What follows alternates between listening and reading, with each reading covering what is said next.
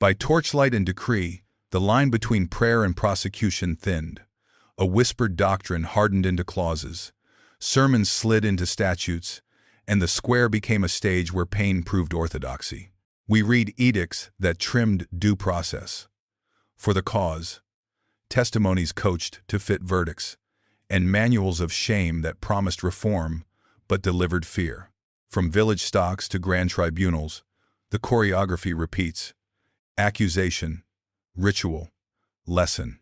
What did belief gain by borrowing the gavel, and what did a society lose when punishment needed an audience?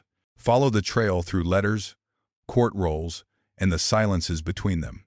If this forbidden past calls to you, subscribe and stay with us. Before we open the docket, mark your starting point. Tell us your city, country, and local time, where you're watching from, and what you're doing.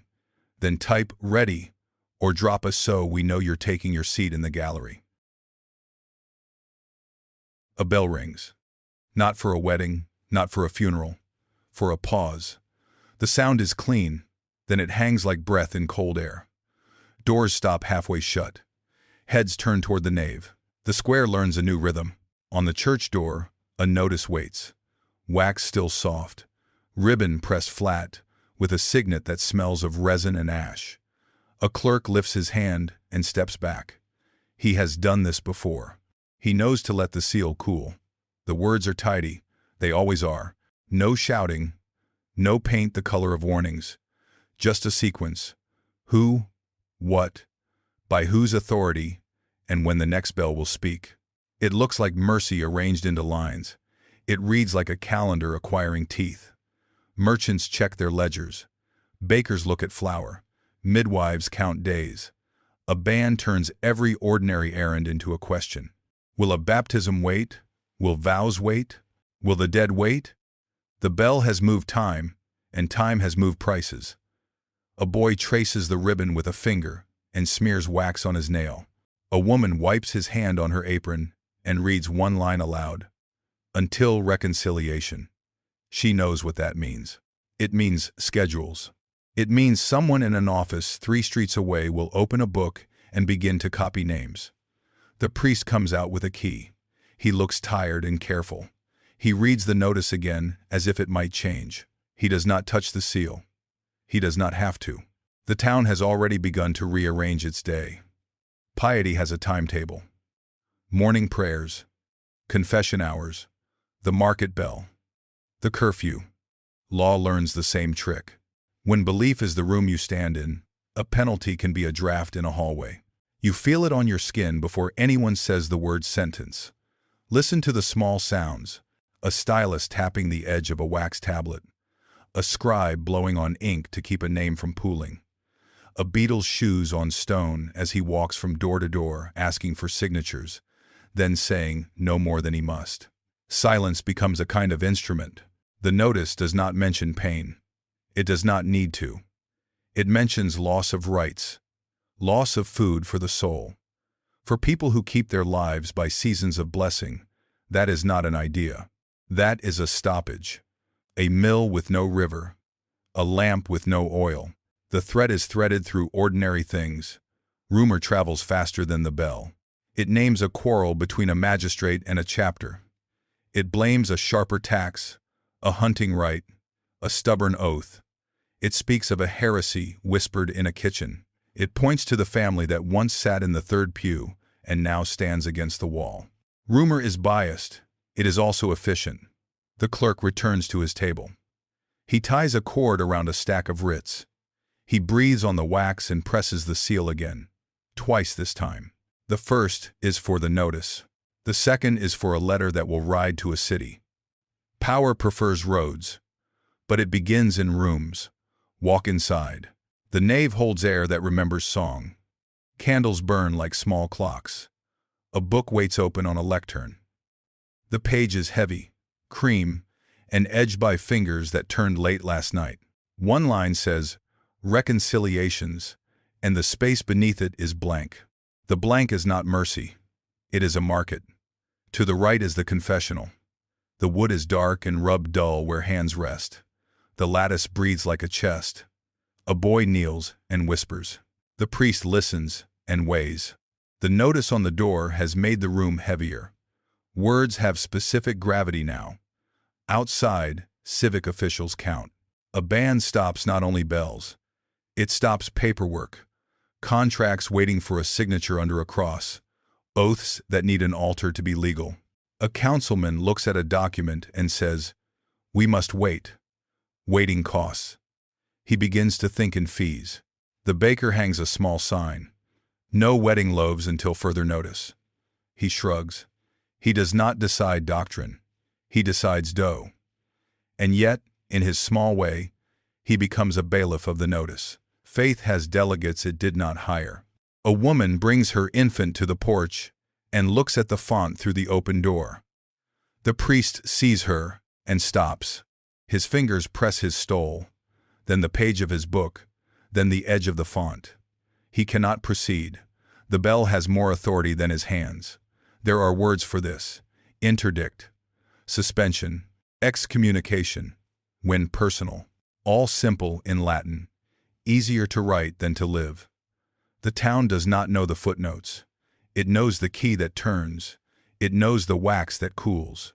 It knows bread and water and the difference between them when the bell says so. An officer from the bishop's court arrives with a satchel. He signs the margin of the notice in a neat hand and notes the hour. He also notes the weather. If the notice is torn, if the seal falls, if someone moves the ribbon, someone will say, "Wind." He will say, "Hands." His job is to prefer facts that can stand in a room.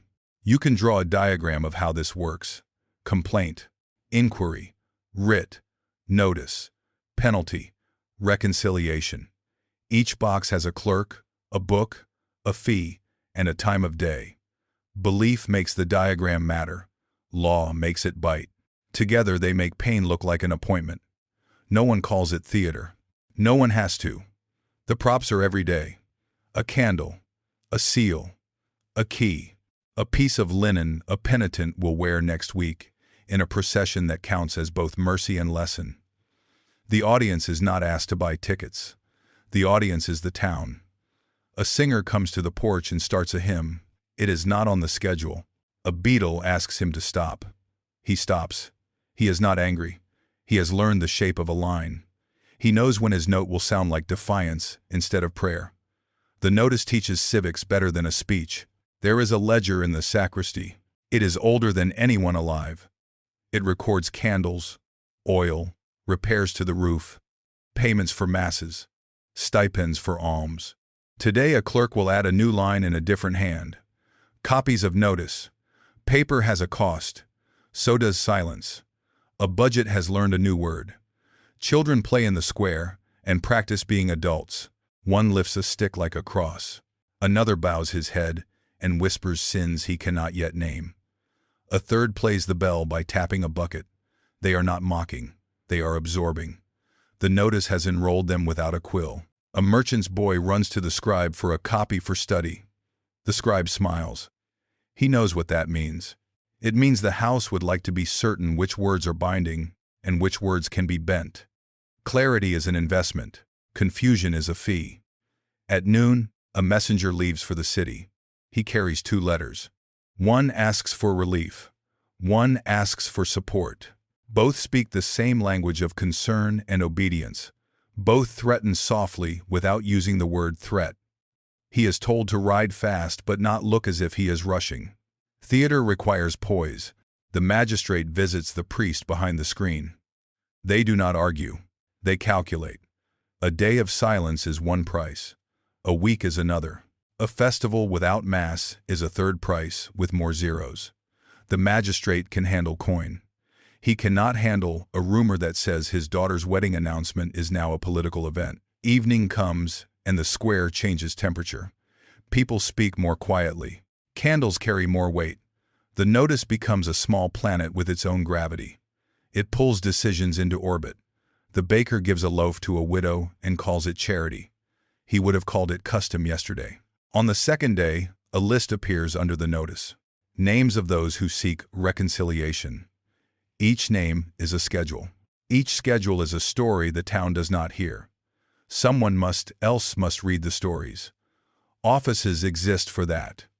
Rooms exist for that. Books live in those rooms. On the third day, a man refuses to sign. He says the notice is an error. He says his quarrel is private. He says he will pray at home. The beadle listens. He writes a small note in the margin next to the man's name. The note has no sentence. It has a tone. Tone has a future. On the fourth day, a child dies. The priest visits the house. He prays. He does not bring the oils. He cannot. The mother does not weep at him. She weeps at the notice. The notice does not answer. The priest goes home and stares at the font. He has seen worse. He has not seen quieter.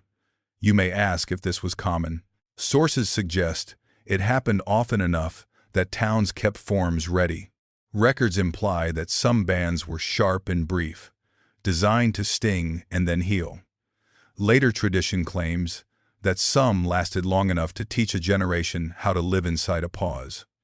The truth lives in ledgers. Ledgers write slowly on purpose. On the seventh day, the processions begin.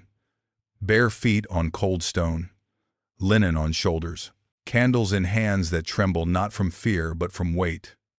A hymn starts and stops and starts again. The clerk carries a list and a pin. He pricks each name gently as the person passes. He is not cruel. He is thorough. Spectators stand back and buy fruit. Some bow their heads, some count. The magistrate watches from a window. He finds himself counting too. The number becomes an argument he will use tomorrow in a letter. So many reconciled. So many left. Numbers are polite weapons. Behind the nave, a small room fills with voices. Some slow, some angry, some resigned. The priest hears truth and half-truth and things that sound like truth held between teeth. He is not a judge. He is a hinge. He opens and closes. He reads words the way a carpenter reads levels. He tries to keep the bubble still. By the second week, a compromise glows on a distant desk. A bishopry promises to consider. A magistrate promises to respect. An office promises to review a grievance in due course. The language is a blanket. It is just thick enough to cover a shiver. The town begins to breathe again, carefully. A day is named. Bells will ring. The notice will be replaced by another, with a seal that smells like the first. The second notice uses the word lifted. People smile as if that word could be tasted. The baker sets aside flour. The midwife sets aside linen. The gravedigger sharpens his spade and feels both relief and shame. The bell rings again. This time the sound goes up like birds. Doors open fully. A wedding date is set so quickly it feels like a joke. It is not. It is a restoration. Joy is also a schedule. But the town has learned something. It has learned that faith can be a lever. It has learned that law can borrow that lever's shape. It has learned the sight lines of a square where a notice can rule without a soldier. It will not forget.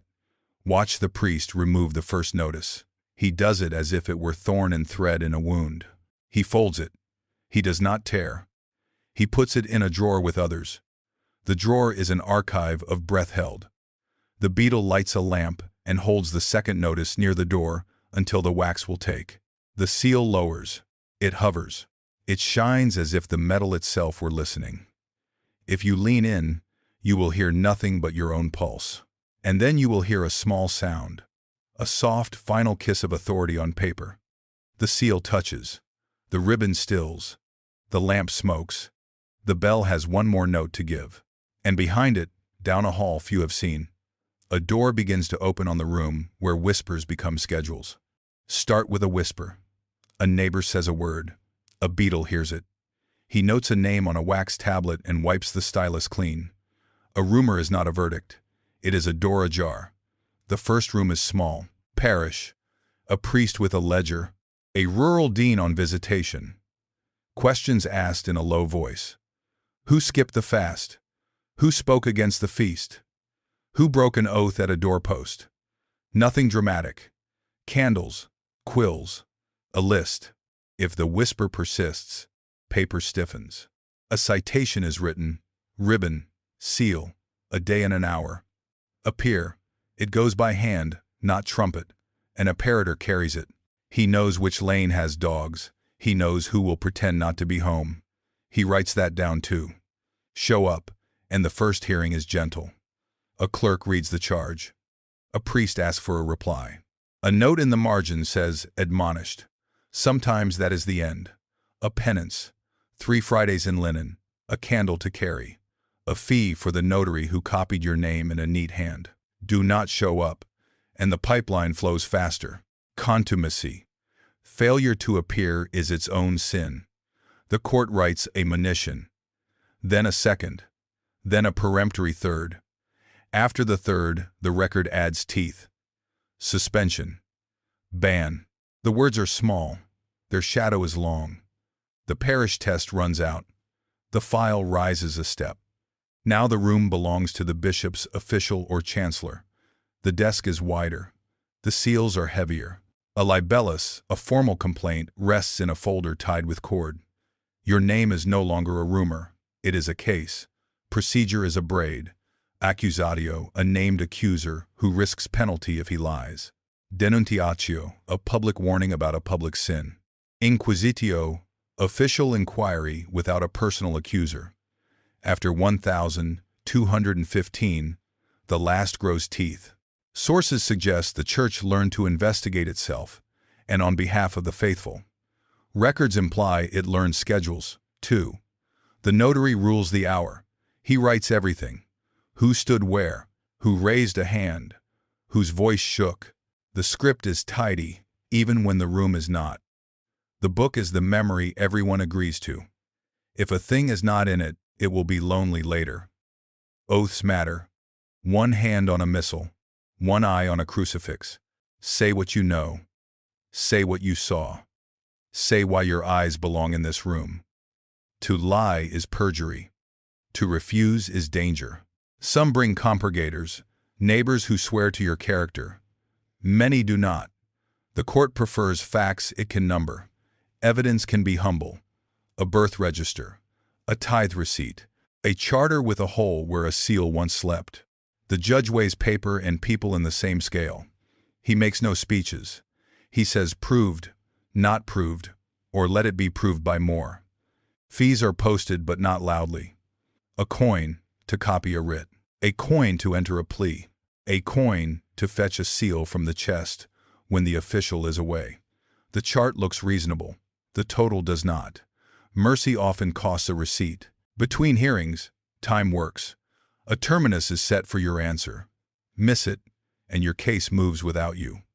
The word for that is default. It sounds mild. It is not. Default lets the pipeline keep its rhythm. Some cases are moral. Some are political, dressed as moral. A quarrel with a lord becomes disobedience to a fast. A tax dispute becomes contempt of a bell. The court does not call this camouflage. It calls it jurisdiction. It is not always wrong. It is not always right. Appeals exist. A ladder of rooms. From archdeacon to bishop. From bishop to metropolitan. From metropolitan to a foreign curia with shelves that smell of sea and wax. Appeals by time. Time is a currency both sides can spend. When the subject is heresy, the braid tightens. Articles are written. Questions are numbered. Answers are taken down verbatim when a notary can keep up. Sources suggest rules on coercion varied by century and by town. Records imply some places kept to admonitions. Others sharpened their methods and called them necessary. The pipeline runs through visitations. A bishop arrives with a train. A commissary sets up a table. Parish officers kneel. Books are opened. Candles trimmed. A clerk reads out the articles of inquiry like a weather report. Do the clergy keep concubines? Are altars clean? Are rumors of false doctrine present? The town learns what the courts count as weather. Between parchment and people, intermediaries thrive. Proctors argue cases. Promoters bring them. Summoners deliver paper with a professional calm. Some are honest. Some are cousins. The pipeline does not care which. It pays in schedule, not in love. Sacraments are handles. Baptism, marriage, burial. These are not just holy things. They are levers. A suspension from rites is not a thunderclap. It is a valve. It closes with a small click. Households feel the pressure in their pipes. Language divides penalties. Excommunication for the person. Interdict for the place. The first makes a name a warning. The second makes a town a theater. Some excommunicates are tolerated, not shunned. Others are vetendi to be avoided. Records imply practice often blurred the lines. Neighbors are not dictionaries. Confession is both cure and record. Times are posted on a board. Names are not. A register notes totals the number of souls reconciled and the fees paid for reconciliations that required formal seals. No gore. Just counting. A case can fall out of church into city. A slander charge walks from nave to hall. A debt dispute re-enters as contempt of a court order. A bond sworn on relics becomes a municipal claim. Belief teaches law to write receipts where it once wrote prayers. The pipeline has pauses. Adjourned to the next market day. Continued to the octave of street. Michael. The dates dress justice and saints. Calendars are shields. They make time look like virtue. Administrative rooms multiply. Archives keep originals. Protocol books keep copies. Act books keep summaries. A registrar knows which chest holds which breath. He knows the sound a drawer makes when a seal sticks. He knows the smell of a writ written in a storm. Visit a bishop's chancery on a busy month. Racks of parchment, inkstones, a boy grinding pigment, a table of seals, lead, wax, and one that only the bishop may take. A queue of men with hats in hand. An hourglass turned with care. The pipeline is not metallic. It is made of hands. Not every case becomes theater. Many end with small repairs. An apology at a porch, a fine paid at a desk, a promise to mend a fence. The book says reconciled. The town shrugs and goes on. The pipeline prefers this. Drama is a cost center. But when the file is thick and the town is listening, the pipeline leads to a door with a view. Publication of penance. Names read out. Linen over shoulders. Bare feet on stone. A candle for the walk and a candle for the end. The book learns a new line, performed as ordered. The square learns a new song. The same pipeline can move a city. A quarrel with a ruler. A strike against a charter. A refusal to give up a right of election. Letters fly. Monitions stack. Schedules grind. The word interdict appears, small and heavy. Weddings pause. Burials wait. The market lowers its voice. Fear becomes a civic habit. Not every official is cold. Many are tired and careful. A chancellor softens a phrase. A dean delays a reading. A priest finds a rule that opens a window. Conscience is present in the margins. It is not always brave. It is often patient. You will ask about price. The pipeline posts it. Fees for copies. Fees for seals. Fees for absolutions with ceremony. Waivers for the poor, sometimes. Dispensations for those who can argue a cause. Money is not the point. It is the lubricant. Without it, the machine squeals. You will ask about certainty. There is none. Sources suggest practice varied like weather. Records imply abuses and corrections moved in cycles. Later tradition claims thunder where the docket shows drizzle. The pipeline resists romance. It prefers routine. It has valves for appeal to mercy, letters of remission, commutations. Discretio, that old right of a judge to weigh a soul as more than a file. Some used it well, some sold it. The book records both with the same even hand. Overlap is a feature, not a flaw. Secular courts watch. Lords complain. Princes bargain. The sacred court holds a seal that can cool a square. The secular court holds keys that open cells. They exchange favors across a table with two inkwells. Pain becomes policy when both agree. At every stage, there is a clock. Bells for hours. Market days for deadlines. Festivals as borders for action. A case that passes a feast without motion will sleep a season. A case that arrives before a feast will make use of a crowd. The calendar is a co-judge. Sometimes the pipeline overreaches. A parish grows thin. A guild loses patience. A rumor learns speed. Reform knocks. A synod writes new cautions. A prince writes new limits. The pipeline bends and keeps flowing. It has learned to survive seasons. Stand again. At the first door. Whisper. Beetle. Wax tablet. We have walked the line from rumor to ritual. From desk to square. From seal to candle.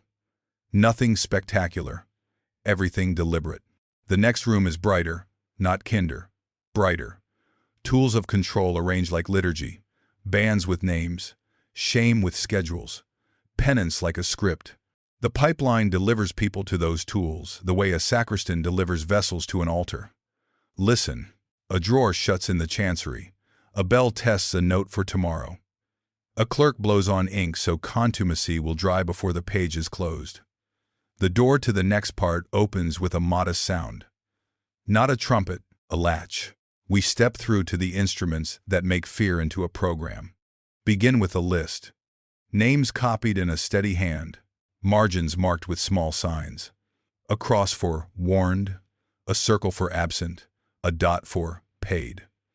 The list is not loud. It decides who eats grace and who waits. Excommunication is the personal lever. The formula is brief. Let him be cut off. A clerk writes the date. A beadle notes the hour. The parish hears a name read aloud between lessons. No drum, only silence and a shifting of feet. Practice varies, sources suggest. Some are tolerati tolerated, still greeted in the lane. Others vitandi to be avoided, their houses gone quiet at dusk. Minor bands exclude a soul from the altar rail. Major bands turn the man himself into a warning. The list keeps the categories simple. The town's memory does the rest. An interdict is the larger lever. It treats a place like a person. It halts weddings. It muffles bells. It folds rites back into the sacristy and locks the door. Exceptions are written, crisp and narrow. Baptism, for infants in danger. Viaticum, for the dying. Absolution, at the point of death. Everything else is paused, tributary to a seal. Penances are scripts. They arrive written on slips with a hand that does not tremble. 3 Fridays in linen. Public walk with candle. Fast on bread and water. The penitent signs or marks with a cross. He keeps the paper folded in his sleeve. The paper is not mercy. It is a timetable. Confession has hours. A chalked board near the porch says, when. Names are not posted. Totals are. 32 reconciled this week. The priest keeps a register with columns for date, offense, penance, fee, and note. Certificate issued. Certificates matter. They travel. A man reconciled in one church carries proof to another. A small parchment. A pressed seal that smells like beeswax and dust. The receiving priest reads it in the light and nods. Without the paper, the man's story is a story. With the paper, the door opens. Shame is organized. The linen shirt has rules. Bare feet on stone, not on straw. A candle of a certain weight, not a stump. The walk begins at the market cross. The path is public, familiar, and hard. A beadle follows with a book and a pin. He pricks each name as the body passes. The page gathers holes and proof. Women's penances are adjusted, records imply. Faces veiled, escorts assigned, routes altered to keep order. The shame remains. The logistics change. The ledger's tone does not. Reading of names is a liturgy of obedience. After the gospel, before the peace. The clerk lifts a strip of parchment and recites quietly. The congregation answers with a practiced hush. No fingers point. The point sits on the page. Fees are posted in the chancery, not on the door. A coin for the copy. A coin for the seal. A coin for the clerk who stayed late to enter totals. Poor are sometimes remitted. Donors sometimes sponsor strangers. Mercy has receipts. So does pity. Some sins are reserved. Only the bishop can lift them. The parish priest writes a note and seals it with his smallest stamp. A runner carries it to the chancery. The reply returns with a ribbon and a longer word: absolved or deferred. The envelope decides whether a man will wear linen in his own street or before a stranger's window. Notaries make the machine moral by making it legible. He writes admonished, not humiliated. He writes performed, not paraded. He writes fees as custom, not price for grace. The verbs keep the temperature low. The verbs keep the minutes clean. Shunning is taught without a statute. An innkeeper refuses a cup quietly and points at the paper tucked in his belt. A guild deacon says, "After your walk." A neighbor lends a coat but not a bench. The town learns to dose kindness in measures measured by a bell.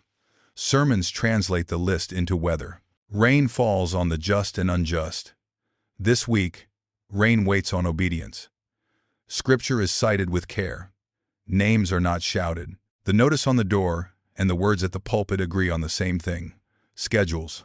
Children learn the grammar of shame by watching. They whisper the root. They know where the candle always gutters. They remember which step catches a bare heel.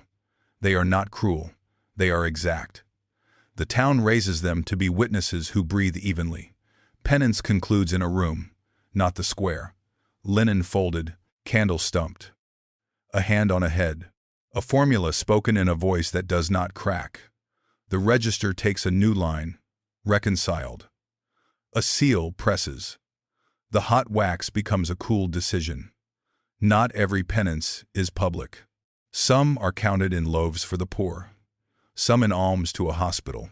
Some in mending a fence between quarreling neighbors. The list loves what can be tallied. A shepherd with calloused hands pays in wool. A widow pays in hours. Both get a line. A town under interdict becomes a theater of absence. The nave is dim. Curtains hang.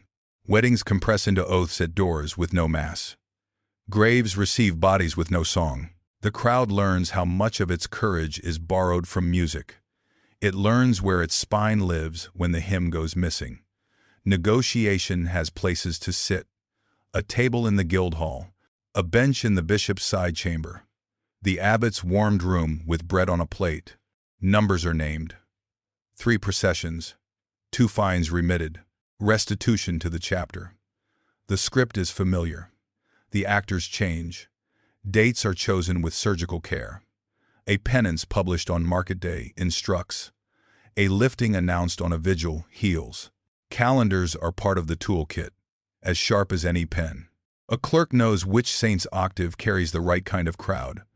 Abuses surface, reforms answer. Synods forbid the sale of absolution. Handbooks warn confessors against cruelty. Princes set limits on interdicts that starve too large a field. Next decade, tempers rise again. Cycles repeat, sources suggest. The tools remain. The instructions change their adjectives. Borderlines blur. Civic shame, pillory and post, borrows pageantry from penance. Sacred shame borrows the logic of fines from courts. The same faces attend both. A town learns to live with 2 hands around its habits. One smells of incense, one of chalk. A penitent can refuse. He can stand at his door and say, "I will not walk." The record writes, contumacious. The fee table wakes. The ladder above the parish creaks. Offers soften. Lines harden.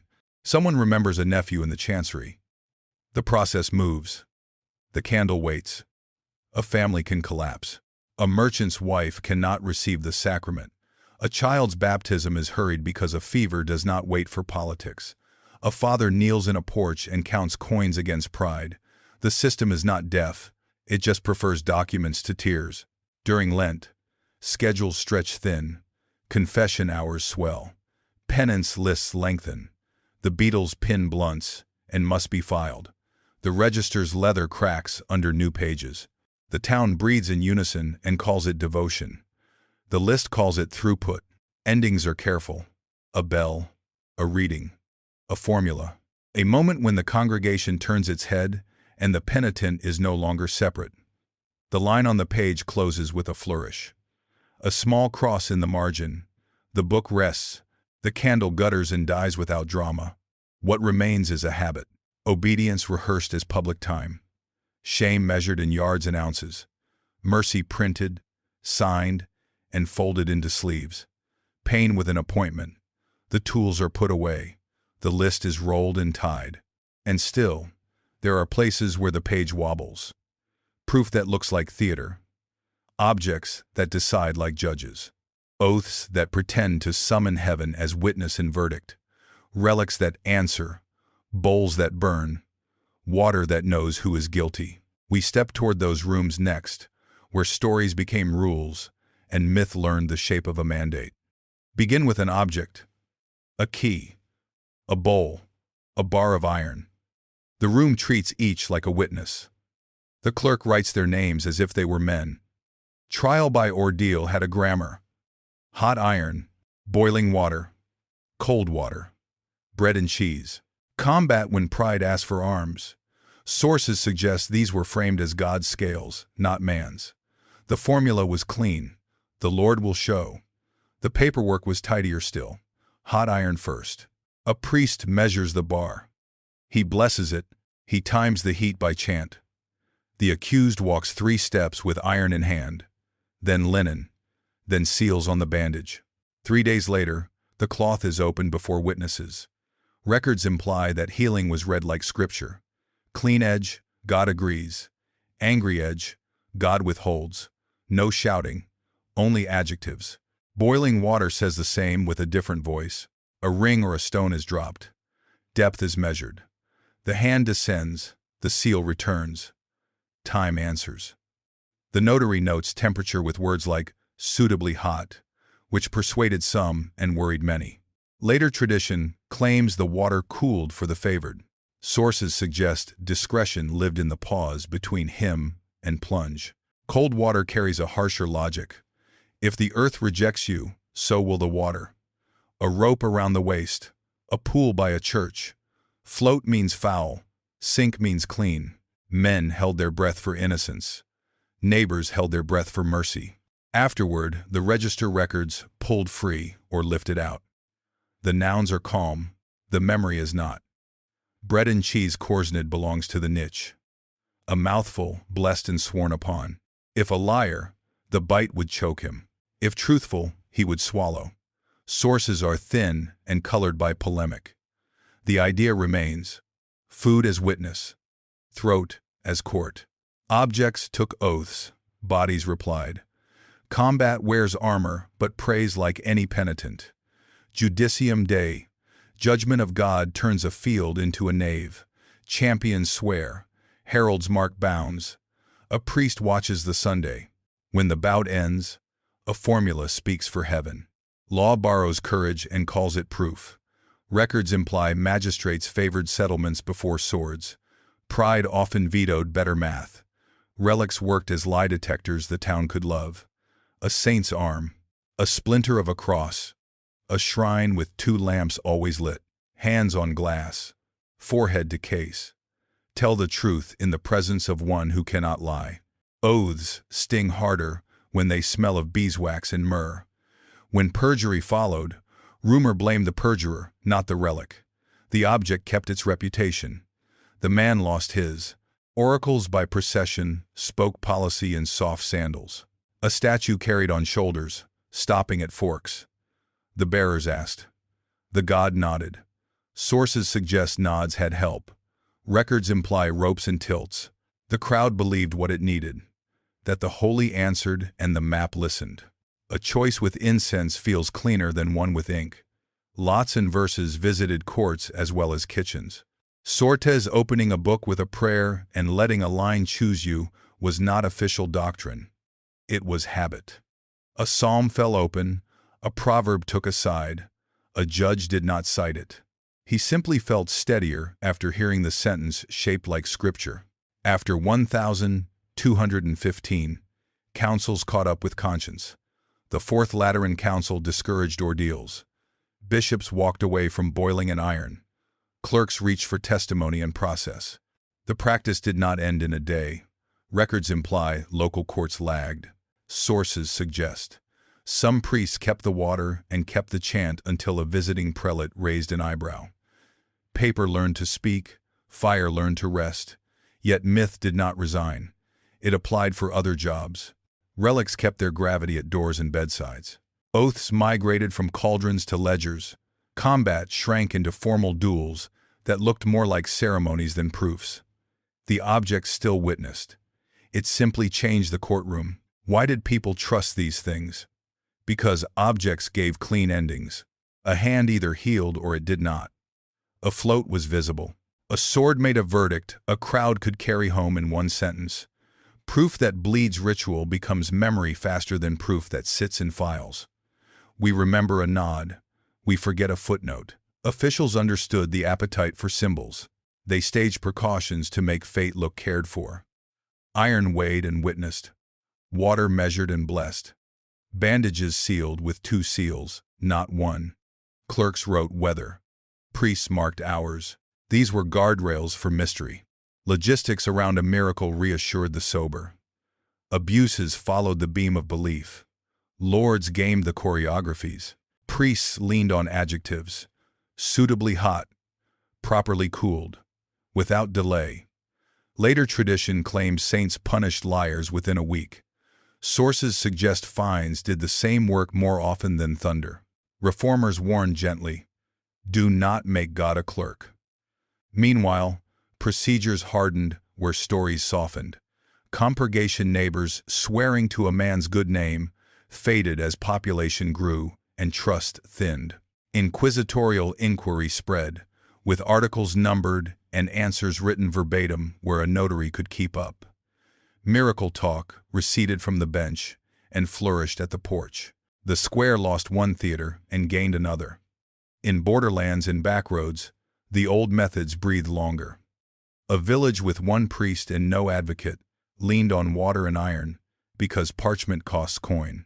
A shrine with many donors kept nodding because nods fill donation boxes.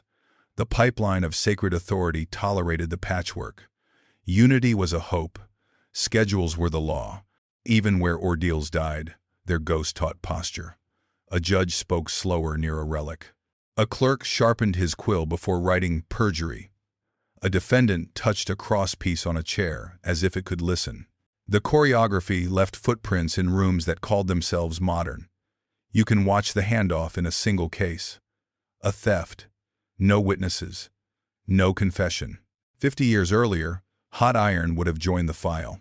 Now, the court asks for fama, public repute, for indicia signs that point, for testes people with eyes and ears. The defendant swears on a book. The judge notes his voice.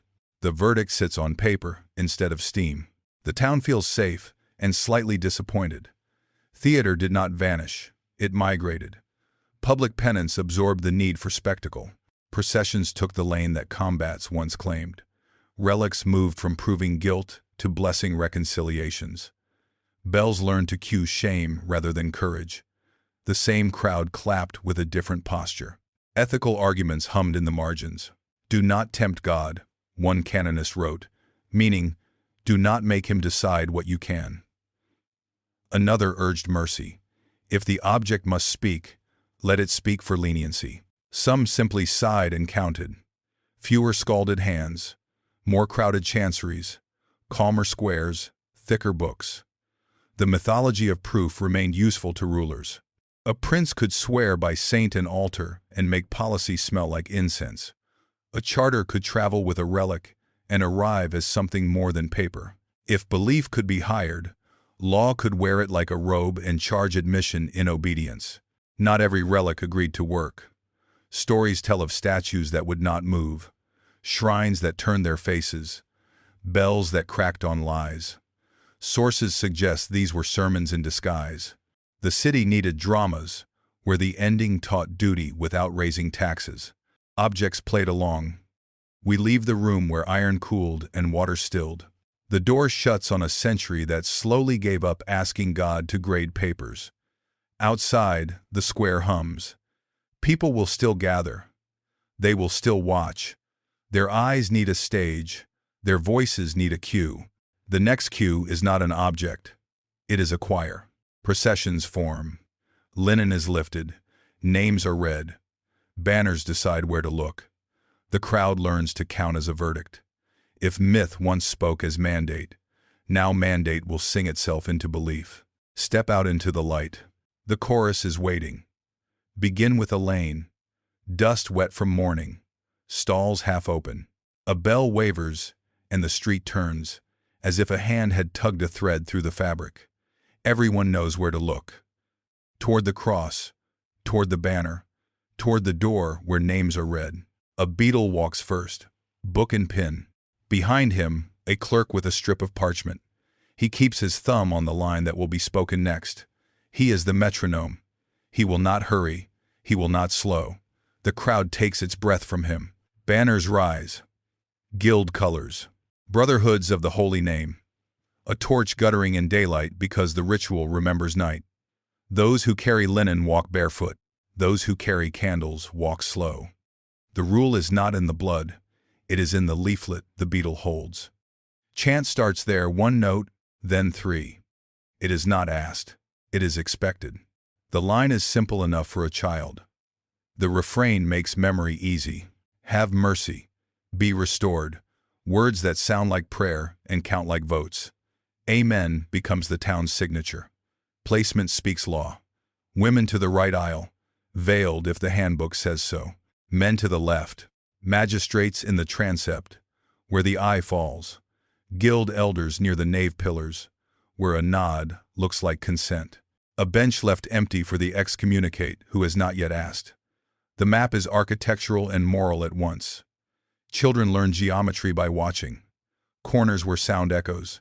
Steps where feet always stumble. Stones that hold cold longer. They play the procession later in alleys and get the routes right. They will grow and know what to do without being told. Vendors close shutters as the line passes. Some hand fruit to the linen shoulders without breaking the pace. Others look down and fold a cloth twice. Piety and awkwardness walk side by side. The procession teaches both. A name is read. The crowd leans. Linen moves forward. The clerk pricks the page. 1 hole means done. 2 holes mean returned late. The parchment will carry these tiny wounds to the sacristy, where they will become totals and then a sentence in a report. Performed as ordered. Shunning is social math. The innkeeper pours water and not wine. The baker says tomorrow to an order he could fill today. A guild deacon waits 3 heartbeats before he answers a greeting. None of this is written on the notice. All of it is written across faces. The city learns how to be a jury without a bench. Security looks like courtesy. Sergeants walk at the flank, poles low, eyes high. If a voice rises, a hand gestures down. If a child laughs too freely, a mother's palm taps a shoulder. Noise that belongs to markets is asked to wait. The square drafts itself into silence. The staging knows its beats. Market day for maximum sight. Feast vigil for maximum meaning. Procession routes that pass the houses with shutters that always tremble when names are read. The choreography has a memory. It returns to the same corners because corners remember better than straight streets do. Ordo, the order of service, lends its spine to the town. Introit at the cross, reading at the step, litany at the turn, benediction at the porch. The body is directed by stops and starts. The mind follows where the feet are told to stand. Habit does the rest. Sources suggest not every place was rigid. Some towns let penitents walk at dawn to spare family spectacle. Others insisted on noon. Records imply adjustments for plague, for snow, for harvest. The script bends with weather. The moral stays firm. Counting happens even among tears. How many banners? How many candles? How many names? The magistrate in the transept tallies in his head. He hears a number he can use in a letter later. 18 reconciled. 7 absent. He will place those digits beside a figure the bursar gives him. Fees remitted. 3. The choir is not decoration. It is the engine that pushes the crowd through the words. A refrain turns a penance into a community act. Those who disapprove still sing. Those who doubt still sing. The note flattens. The chest tightens. The refrain returns. The line carries those who cannot carry themselves. The penitent's face is less important than the town's posture. Eyes that do not roll, mouths that do not smile, hands that do not point. This is learned, not natural. It is taught by repetition. The notice on the door is a command. The procession is the training. Power attends the aisle. A reeve stands at the corner near the font. A canon watches from the choir screen. A scribe notes, which guildmaster looks away at the crucial line. Small gestures make future files. The crowd performs. The offices observe. Memory is an institution with many eyes. Between verses, commerce sneaks. A glove passed. A nod confirming a shipment. A whisper about a debt now payable, because reconciliation will free a man to swear in court again. The procession does moral work and civil work, both. It restores souls in contracts. Some resist with grace. A woman sings a half-beat late on purpose, turning the refrain into a question. A man keeps his hood up in Sunday. A child looks at the Beatles' pin as if it were sharp enough to hurt God. Dissent lives at the edges of ritual. It leaves few marks on paper. It leaves many in kitchens. There are sanctioned variations that stabilize. In Lent, linen multiplies. During interdict, candles vanish. On a patronal feast, banners gain new ribbons, indicating donors for the poor names that will be read at the end with thanks. Charity grafted into shame turns thorns into something like stitches. Someone always missteps. A penitent trips. A candle gutters on a breath. The chant wobbles. The crowd swallows the noise and resumes. The small disasters teach a bigger lesson. The ritual is stronger than any one body. That is a kind of comfort. That is also a kind of warning. When the line reaches the porch, names vanish into formulas. Go in peace. Do penance no more. A hand rests on a head and lifts. The congregation inhales. A small wave of relief moves through people who did not kneel. They have been taught, again, that belonging is a room with a door and a schedule. Afterward, talk returns with color. Bakers bang trays. Children run. A drummer tries a beat he held back during the walk. In the sacristy, the clerk sands the wet lines and closes the register. A courier waits for the copy that will go to the bishop's desk. The chant lingers in the rafters and becomes a draft. The theater has costs: linen to wash, candles to replace, time taken from stalls, wear on voices. A city pays to be its own choir. It will look for a ledger that justifies this. It will find one. There always is one. For those left outside the rhythm, the world narrows. No trade credit, no guild meeting, no seat at a baptismal dinner. The crowd does not punch or spit, it edits. Absence becomes a sentence written across a week. When a penitent balks holds the candle high as if in triumph, stares back at a magistrate, there is a pause people will talk about for years. It is the pause in which a city wonders whether it still owns its own voice. The beadle lowers his pin. The choir sings louder. Ownership returns to the script. By day's end, benches scrape back into place. Flags are wound around poles. Straw is swept. The square exhales. The town has disciplined itself and can pretend it was only watching. The pretense is part of the function. It protects pride while it preserves order. Night remembers differently. A woman touches the doorpost and whispers a name she did not hear read. A man writes a sum and chooses not to charge interest this month.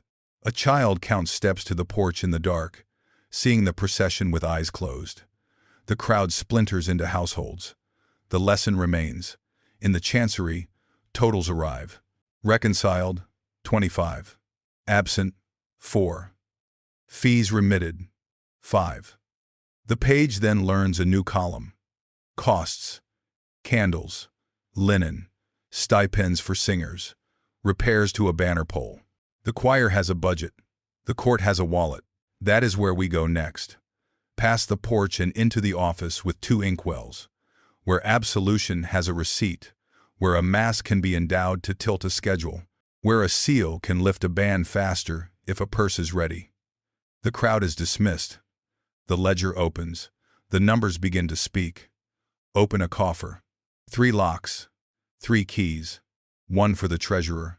1 for the dean. 1 for the canon who keeps the list of repairs. Inside, tallies, folded parchments, a bag of small coins that smell of hands and wax. Salvation has a drawer. The fabric fund, pays for stone, glass, oil, bells. The altar fund pays for bread and wine. The alms chest pays for bodies that sleep cold. Each has its ledger. Each ledger has 2 inks, black for totals, red for promises. Tithes arrive like weather. Grain to the tithe barn. Lambs counted on a rope. Fish in a basket with a chalk mark. The rector's clerk notes received. He notes owed. He notes paid in kind. He does not write resented. He does not need to. The barn hears it. Fees walk in with softer shoes.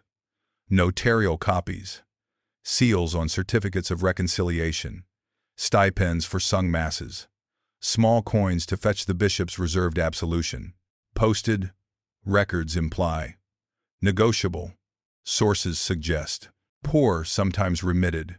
Rich sometimes anticipated. An indulgence is a promise in careful words, not the sale of pardon for guilt. The doctrine says so plainly. It remits temporal penalties. What penance would have measured when works of mercy meet conditions? A papal bull hangs in the nave. A bishop's letter sits near it. Almsgiving is named. So are prayers. So are fasts.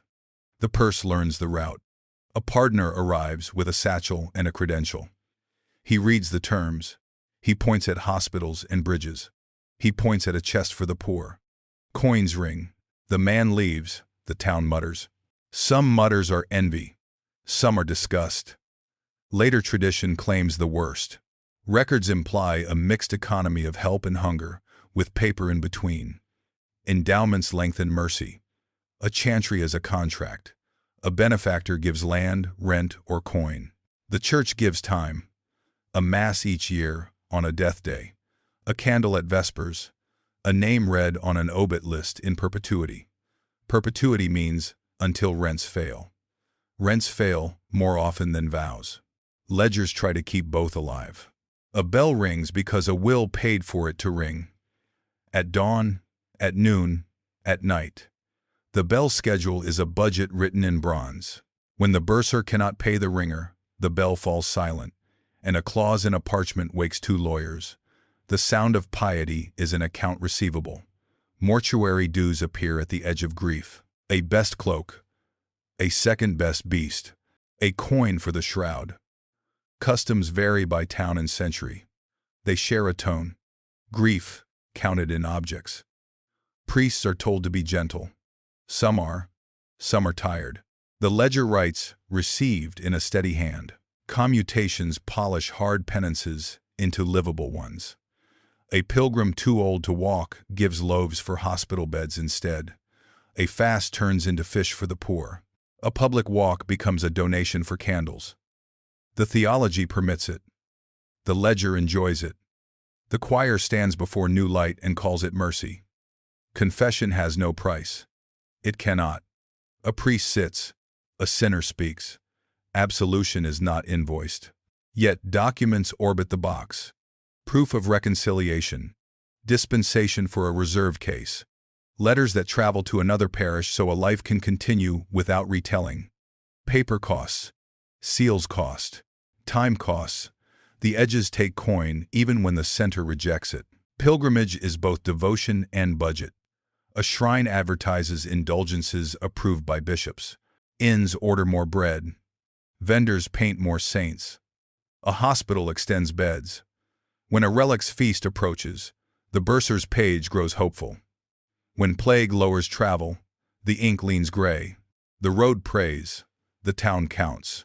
Crusade preaching ties souls to coin and coin to ships. An indulgence is offered for those who go, and for those who give so others can go. A collector opens a chest with 3 locks.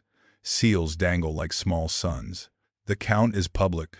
The distribution is not always. Later tradition claims much. Records imply enough was built to prove some money stayed in the world. Endowments shape ritual like a quiet hand, a light forever before a saint, an anniversary mass with extra voices, a stipend so a poor scholar sings in the choir. The list of benefactors is read each year. Names become weather. The living hear the forecast and invest. Sermons answer suspicion by explaining arithmetic. Your alms do not buy grace. They accompany it. The preacher holds up a chest lid and a parchment. He names a hospital wing. He names a bridge whose stones remember prayers. He does not name his bursar. He should. Abuses breed reforms in cycles. Synods forbid simony. Manuals warn confessors against demanding gifts. Chanceries standardize fees and nail them to doors. The next decade, a pardoner from elsewhere ignores the door and speaks with a smile. The ledger wins or loses by parish. Secular treasuries learn from sacred ones. Commune fines fund processions. Guilds endow altars and expect, in return, a place in the nave and a say at the porch. Tax farmers borrow the language of indulgence to sell exemptions dressed as relief. The page smells more of chalk and less of incense. The layout remains the same. Contradictions inhabit the margins. A widow pays for a mass and eats less that week. A collector carries a chest through a market where the poor sleep on stairs. A hospital lives because a lord feared purgatory. The system stands because exchange dresses itself as charity. Some days it is right. Some days it is a costume. Obligation becomes calendar. The obit list is long. The choir keeps time by donors. A day that should be for harvest becomes a morning at a chantry and an afternoon at a tithe barn. The town adjusts. Faith and schedule draw lines across the same hour. The chancery finishes a page and adds a small annotation. Fees remitted. It is not theater, it is policy. A clerk remembers faces when he writes that line. He also remembers who paid for a new cope last winter. The next case will benefit. Mercy is a memory with tabs. Printing arrives late and fast. Indulgence forms with blanks for names. Receipts with serial numbers. A press that can make mercy look mass-produced. Disgust sharpens. Preachers scold. Critics count. The old balance works, words, and coins wobbles under new speed. Yet even before presses, the town knew the math. A widow lit 2 candles, one for a husband, one for a promise. A guild paid for a window, glass in exchange for a seat. A sinner carried a parchment, proof in exchange for a path back to trade. Logistics braided with conscience. The braid held because most hands were careful. Not every ledger is cold. Some add notes that read like prayers. Paid by the poor. Sung with tears. Light kept burning in hard winter. A system writes its heart in small letters when no one is watching. Those letters keep historians honest later. We end the day as we began. 3 locks, 3 keys. The coffer closes. The sacristy darkens. A name is added to an obit roll. A bridge holds under a cart because a chest opened last month. The ledger closes with a breath. But our map is larger than one church, one chest, one town, other temples, other sects, other regimes that learn to bind conscience, to schedule and schedule to coin. Open the door. The night air smells of spice and river. In the next part, we cross borders to watch different beliefs teach the same machinery, new songs. Cross the river. The machinery still hums. In a mosque city, a mutasib walks the market with a ledger. Scales checked, bread weights read. Public morals policed without drums. He carries no bell. He carries a book. Sources suggest fines, warnings, and closing a stall function like soft interdicts. Friday pulpits supplied the words. The ledger supplied the schedule. In an Ottoman court, a qadi hears a case that smells of scandal and contract at once. Testimony under oath. Witness ranks weighed. A tazir discretionary penalty lands as a public rebuke, a fine, a brief exposure at the bathhouse door. Records imply the point was order, not injury. Faith framed the room. Paper set the pace. Turn to a Calvinist town. Geneva. Consistory minutes in tight hands. Elders call neighbors by name. Wine too free.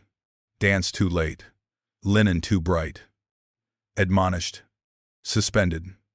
Reconciled. The pulpit spoke thunder. The register measured drizzle. The crowd learned to lower its voice by reading minutes, not miracles. Walk east into a Tokugawa street. A Tarak paper sits folded in a sleeve temple registration to prove you are not a forbidden faith.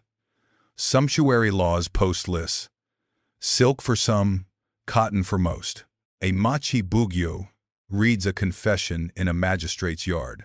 Punishment can be public labor, a shaved patch, a kangwe that writes your offense on wood.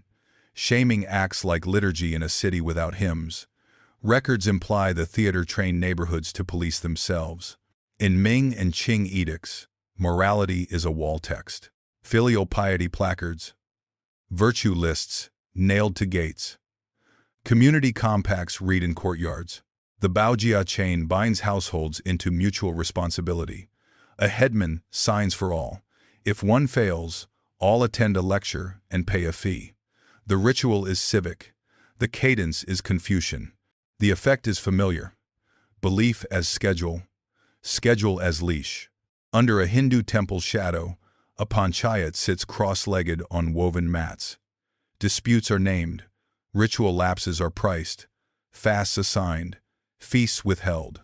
A man found outside caste rules hears the word outcast as a calendar, not a label. Sources suggest practice varied with region and century. Reformers push back. Mechanism remained. Exclusion by right, return by right. In Jewish communities, Hiram the band moves carefully. Notices in Hebrew and the vernacular. Commerce paused with the named until reconciliation.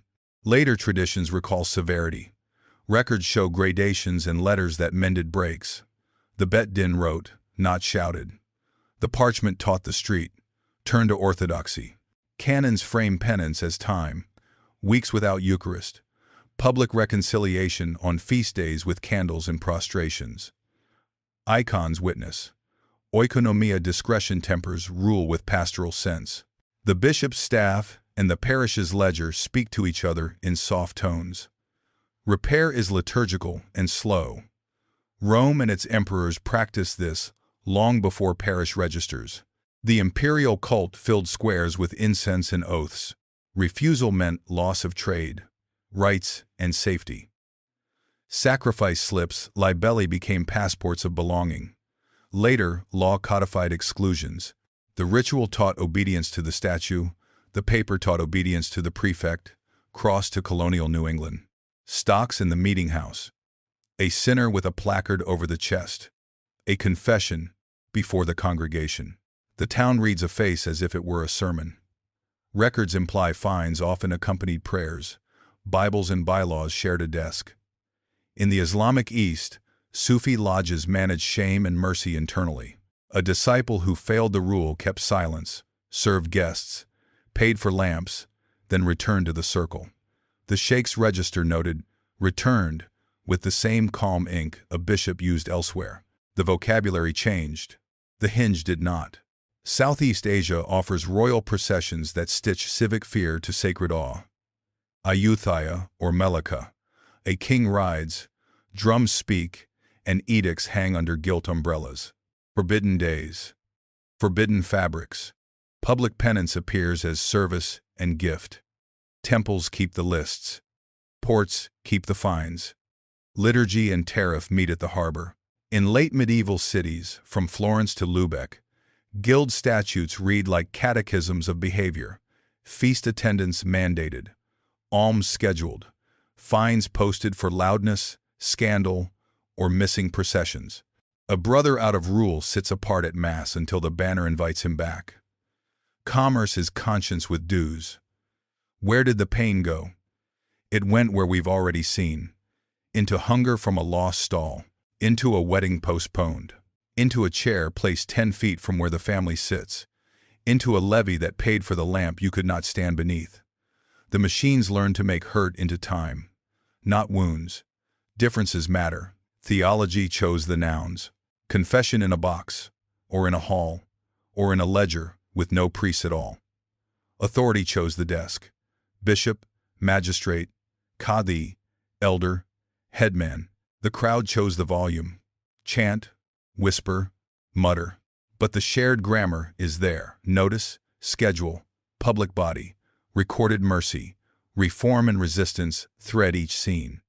Muchatasibs recorded abuses.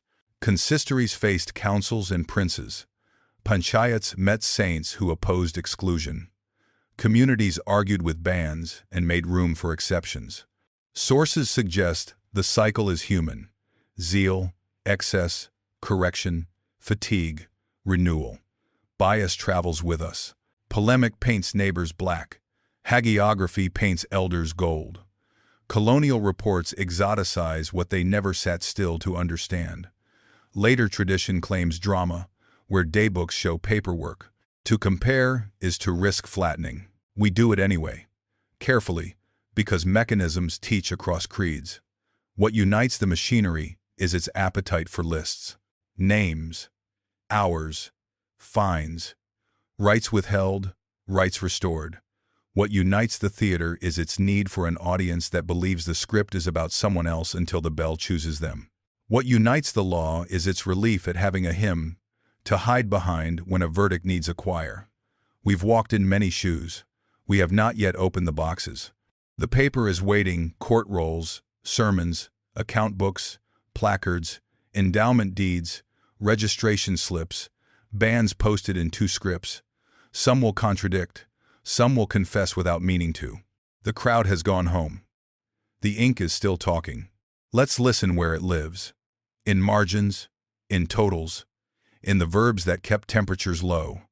Open the drawer, take out the brittle page. The next part reads the sources, names the spin, and points to the silences that taught the loudest lessons. Hold the paper to the light, ink thins, fibers show, some facts darken, some vanish.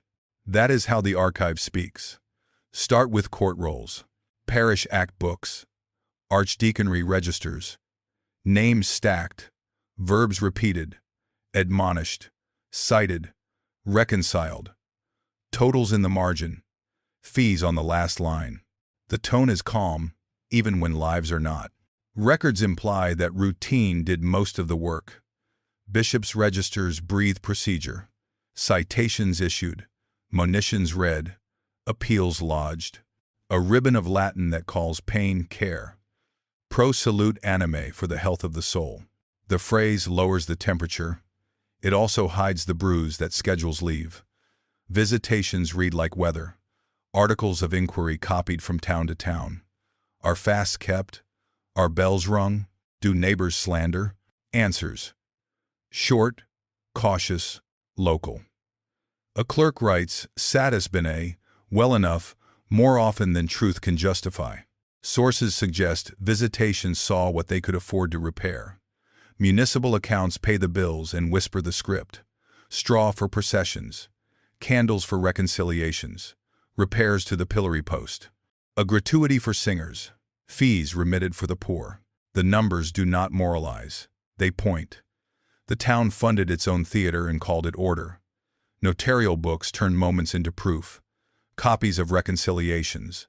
Certificates that traveled with merchants. Seals pressed and signed. The formula, performed as ordered, appears so often you stop seeing it. Then you notice how final it sounds. A life condensed to 4 words and a raised stamp. Penitentials and confession handbooks carry the grammar under the skin. What to ask, what to assign, when to publish a name, and when to keep it quiet. Later tradition claims cruelty. These books worry about justice. They also count. 3 Fridays in linen, 40 days without meat, mercy by measure. Sermons explain and persuade. Some thunder, most instruct. Your alms accompany grace, they do not purchase it. Your shame will teach, it will not damn.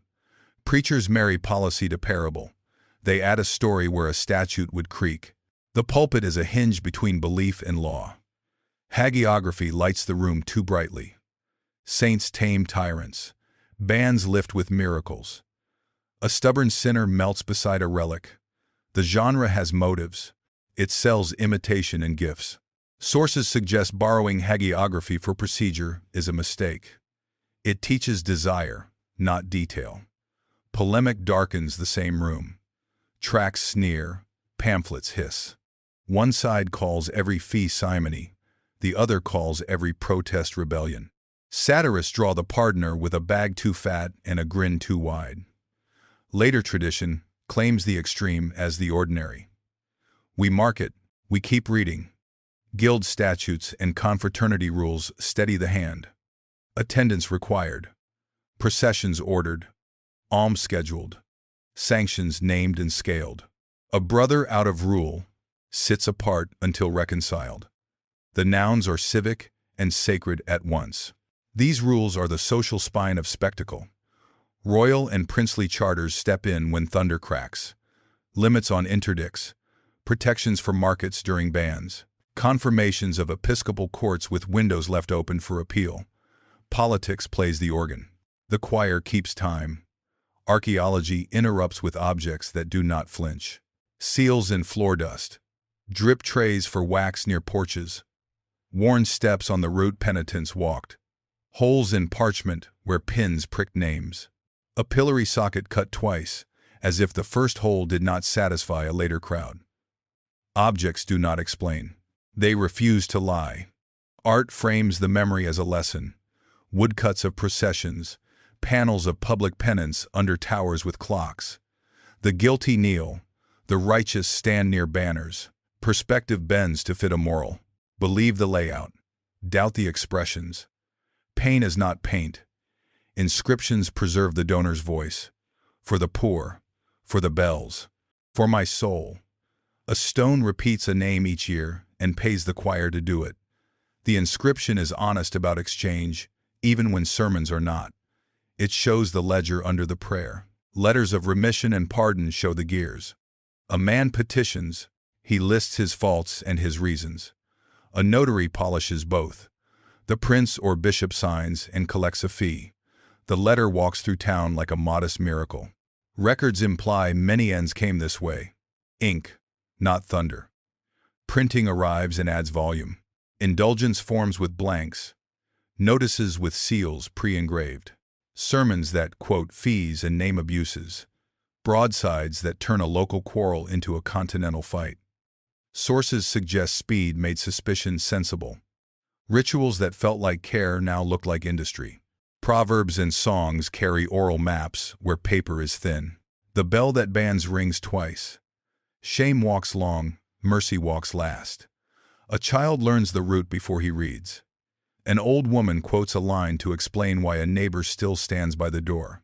Oral sources are precise about mood, fuzzy about dates. We treat them as weather. What do we not hear? Women's voices except as wife of, widow of. The poor except as totals. Jews, heretics, and strangers mostly as objects of policy. Gaolers and beadles except as function. Pain listed as bread and water rather than hunger and shame. Silence is not absence. It is what the system chose not to make legible. Bias is consistent. Offices justify themselves. Critics exaggerate. Families sanitize. Guilds protect their own. Princes rename bargains as peacemaking. Churches rename punishment as cure. The trick is triangulation. Court roll plus account plus sermon. Certificate plus inscription plus step worn thin. When three agree, we trust the shadow. Watch for verbs that cool. Corrected, edified, pacified. They replace punished without changing the schedule. Note nouns that widen. Scandal, peace, unity. They justify reach. The lexicon is the spin. Learning it is learning the stagecraft. Numbers have accents. Reconciled, 25. Absent, 4. Fees remitted, 5. A good year for mercy, says the clerk. A good year for discipline, says the magistrate. The same ink, 2 readings. Add a line, candles purchased, 12, and you can almost see the procession. Regional records quarrel in a polite way. One diocese forbids public penance, except for notorious crimes. Another uses it weekly as education. One city keeps fees low and posts them. Another hides the chart and smiles. Sources suggest variation is a feature, not a flaw. Mechanisms adapt. Motives repeat. We note the footnotes that matter. After 1,215, ordeals discouraged. After plague, leniencies extended, then retracted. During war, interdicts used as leverage, then bargained away. During reform, fees standardized, pardoners watched, confession manuals revised. History walks like a procession, a step, a pause, a turn, a refrain. Caution lives in the margins. A notary writes, "Done with tears." A dean adds, "Poor remitted" in a smaller hand. A parish book says, "No bells during frost," beside a reconciliation that would have frozen feet. These human notes keep us from turning a system into a monster. People tempered it, even when they could not remake it. We also admit what we cannot know. How a mother slept the night her child waited for baptism. What a penitent felt under cloth in July. Whether the Beatles' pin ever shook. Records imply, is the honest stance. Later tradition claims, is the warning label. We stand in the doorway and say, softly, enough to proceed. So we proceed, with shards, with patterns, with verbs that carry their own disguises. The archive will not give us screams. It will give us schedules. It will give us receipts. It will give us a bell rope worn smooth. Next, we look for conscience inside this machine. Priests who opened windows, officials who delayed a reading, guilds that paid for bread instead of banners. The margins are where mercy kept its notes. Turn the page. The ink there is thinner. The truth there is warmer.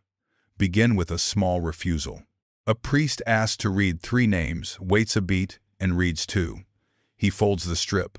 He says the third is ill. Records imply the man was not. The pause bought a day. A day softened a temper. The book kept its posture. The town kept its face. Mercy travels in errands. A beetle told to pin every penitent prick's air beside a name and says nothing. His page shows a hole. His conscience shows a choice. Later the notary will write, performed as ordered. He will not ask where the pin went. Under interdict, the font glows in the dark. A woman lifts a child at the porch. A priest steps to the threshold. He whispers the rite over stone. Water touches skin without anthem. Sources suggest this happened often enough that manuals offered words for dusk. In danger, do not delay. The seal can sleep. Breath cannot. Confessors carry ladders inside books. Handbooks teach them to scale down shame. Public for notorious, private for penitent. Ask once, do not pry. Assign what can be done by the poor. A good confessor resists theater. He counts in crumbs, not in yards of linen. Some fail. Enough do not. Chancellors mark their calendars like physicians. Not this week. Harvest. Not that feast. Weddings. Reconciliation announced when fields need hands can be a gift. A schedule can cut or heal. Conscience turns the same page and chooses scissors or thread. Guilds pay like umbrellas. A brother shunned may not eat. The guild buys him a seat at the meal without announcing his name. The ledger says alms. The room says nothing. The man chews bread and learns that mercy sometimes sits 2 chairs away, eyes on the table. Parish women form a quiet chorus. They walk beside linen on market days so no one walks alone. They bring sandals and pretend the stones are colder than they are. They sew veils to catch eyes that do not know where to rest. The register records none of this. Kitchens remember. A dean writes a note in a deep margin. Pauperibus remissa, remitted for the poor. The ink is lighter than the fee table. It is also harder to erase. A future clerk reads that line and imitates it without instruction. Policy is a habit with a witness. Princes complain, then compromise. A charter limits interdict to a quarrel's bones. Markets open at noon even if masses do not. Graves receive bodies at sunset with a single verse and a shovel. Politics sometimes protects mercy by protecting trade. The motive is mixed. The outcome is not. Letters of remission carry sorrow to desks. A man confesses a blow and the fight that made it. A notary polishes his fear into a narrative that can live on a shelf. A bishop signs. A seal drops. The town calls it grace with paperwork. The victim calls it late. Conscience sits between them and chooses to prevent the next one. Reform hums like a wheel. Synods forbid selling absolution. Visitation articles scold beetles who bark. Bishops order fees posted and exceptions read aloud. Manuals revise lines that stung.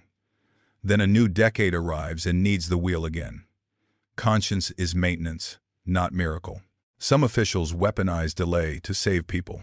A chancellor takes a case and misfiles it to the back. He calls it continued to the octave until the rumor cools. The town thinks he is tired. He is exact. Courage sometimes looks like paperwork gone missing. A preacher can move heat to where it belongs. He names a fee and its purpose, then names those exempt. He tells the rich to give publicly and the poor to come after vespers. He says, "You cannot buy grace, but you can buy oil for a lamp. Let the oil do its work." Clarity cools anger faster than denial. There are refusals that cost. A canon refuses to sign a ban that starves a ward. He is moved to a smaller stall. He keeps a little ink anyway and uses it on remissions. A beetle refuses to drag a name into the square. He is replaced by a cousin. A cousin watches and learns the beat the older man ignored. Conscience pays. It also teaches.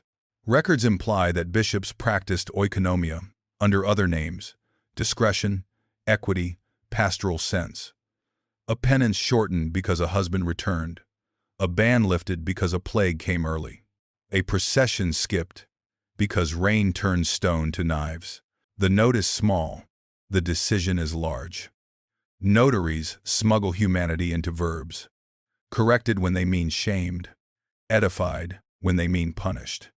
Some do this to hide harm. Some do it to keep doors open after harm. Words are bridges or walls depending on the hand. Conscience also lives in refusal to inflame. A magistrate declines to stage a penance on the busiest market day. He picks the vigil instead, when light is soft and the square less hungry. He tells himself he is not weak. He is right. He has traded applause for repair. Neighbors shade rules with custom. A miller under minor bans still grinds for widows. A vintner pours watered wine in the back room and calls it medicine. A shopkeeper lets an excommunicated man warm himself by the coals and says, "Fire has no book." These are small treasons against a schedule. They keep towns from breaking. There are also consciences that argue in public. A scholar writes that interdicts should be rare and brief. A canonist says ordeal is a dare to God and unfit for men. A prince declares shaming too often becomes sport. Critics risk exile. Some receive it. Some are invited to write the new rule. Cross-tradition. Mercy has analogous rooms. A Kaudi uses tadzir to warn, not whip. A consistory replaces shunning with a visit. A panchayat turns a fine into a feast and calls the feast repair. A bet din writes a narrow ban and sets its end before it begins. Different nouns. Same rescue. Even the crowd can be kind. A murmur drowns a name that would have burned a family. A song swells to cover sobbing. A vendor steps forward to steady a penitent and calls it protecting the banner.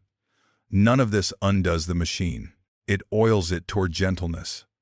Children learn mercy too. They watch a beetle's hand hover and not fall. They watch a priest step to a threshold at dusk. They hear a sermon that names a fee and it's poor. The next generation inherits both the list and the pause after a name. The pause is the inheritance that matters. Silences tell on us. The register does not record the loaf left at a door, the escort offered at night, the exemption whispered under a lintel. Historians meet these acts in marginalia, done with tears, sung gently, with the poor. The smallest ink warms the coldest page. Ethics is often arithmetic with faces. Which date hurts least? Which route teaches without crushing? Which fee is waived so a child eats? Which word in the decree makes obedience durable without making pride bleed? These are choices made at desks and porches. They are dull to read and bright to live. Sometimes, mercy fails. A priest delays, and a mob does not. A fee is remitted, and envy shouts favor. A ban lifts, and grief has already done its worst. Conscience cannot time the weather. It can only hold umbrellas. We end where conscience hides most, in hands. The hand that loosens a schedule. The hand that lifts a seal slowly. The hand that takes a coin and writes, remitted, when no one would have checked. The system endures. People kept it from becoming a mouth that only bit. Listen for our last bell. It will not hang in stone. It will ping from a screen. Lists live in feeds now. Bans wear policies. Shame travels faster than processions. The old machine learned new names. In the next part, we walk from knave to network and ask the same quiet question. Conscience always asks, what do we refuse to make theater? Start with a ping, not a bell, a screen. A rectangle glows where a door once hung. A notice appears, not on oak, on a feed. Terms refreshed. Policy updated. Offenses named in tidy bullets. The wax is now a checkbox. An accusation still starts as a whisper. A post. A clip. A cropped line. It moves faster than a beetle can walk. It tags names. It collects witnesses. It writes its own litany and replies. The choir forms without a practice hour. Platforms wear chanceries like robes. Enforcement, appeal, community standards. Buttons replace desks. Queues replace corridors. A case number stands where a clerk once stood, with ink on his fingers. The tone is clean, the rhythm is familiar. Penalties scale. Warning, restriction, suspension, ban. Minor for the tolerated, major for the avoided. The verbs cool pain the way they always have. Limited visibility is a shadow interdict. Deplatforming is a personal ban with a public porch. Public penance migrates into statements. Notes app apologies with logos in the margins. Carefully numbered points. I have listened. I will learn. I will donate. The linen shirt is now a paragraph. The candle is a share. The root is a thread. The crowd still acts as choir in court. Chorus lines of comments. Emojis that behave like chants. Banners are headers. Hashtags carry processions into corners that once called themselves private. A pause between lines can still decide tone. The old lesson holds. Participation sanctifies verdicts. Metrics take the ledger's place. Impressions, reach, sentiment. Moderation tickets close this week. Appeals resolved by the quarter. Dashboards glow where sacristy lamps once fared. The cost of a chorus is now server time and a stipend for moderators. The receipt is a KPI. Money sits in the wings, steady as always.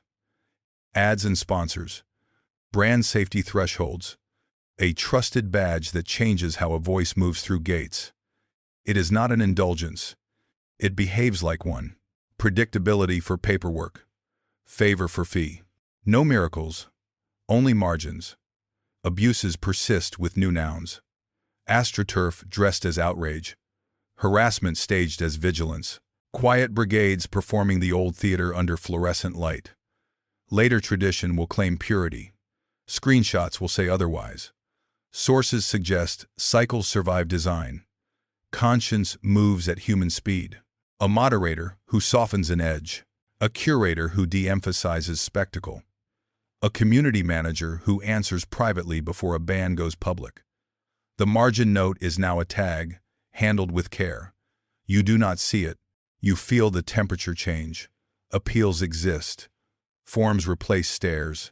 A bot replies with a timeline. A human reviews. A decision lands while you refresh.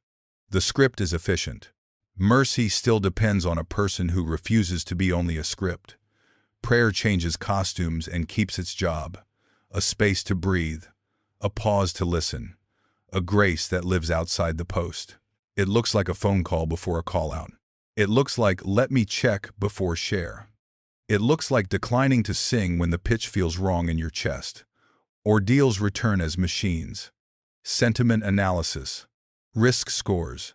Heat maps that predict who floats and who sinks. The model blesses or withholds. 3 days later, an email opens the bandage. Compliant, not compliant. The adjectives are tidy. The stakes are not. Some communities borrow old tools wisely. Restorative circles, timed withdrawals, private penances, donations, service, education without parade. A banner that says, "Welcome back," after days counted on purpose. Rituals of return equal the ritual of removal. The room remembers how to heal without a crowd. Reform hums, as it always has. Policy published, process posted, audits commissioned. Transparency reports read like visitations, with charts for candles replaced by charts for queues. Next year, the cycle repeats.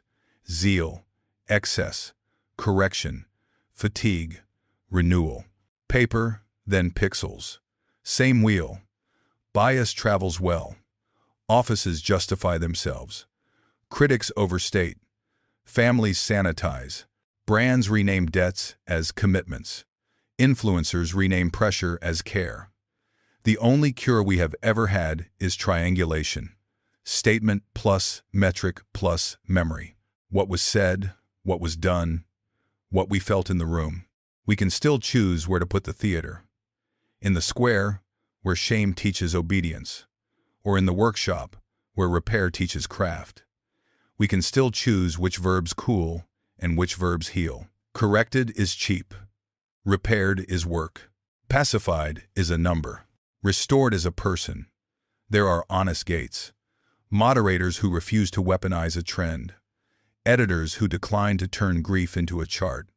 Audiences who scroll past encouragements to sneer. The map respects such gates, the way it once respected cold rivers. Cross elsewhere if you must. Never call it warm. Children are still watching. They see which posts go loud and which doors open slowly. They count likes the way their grandparents counted candles. They will inherit our schedules. They will inherit our pauses. They will inherit the word we whisper at the end of a hard day. Enough. The archive is growing. Not parchment. Screenshots. Logs. Quiet labels. Remitted. Reversed. Escalated. Historians will find our KPIs and hear a choir. They will ask if we loved order more than people, if we confused a crowd for a conscience, if we called theater justice because it filled a feed. We stand in the doorway between nave and network.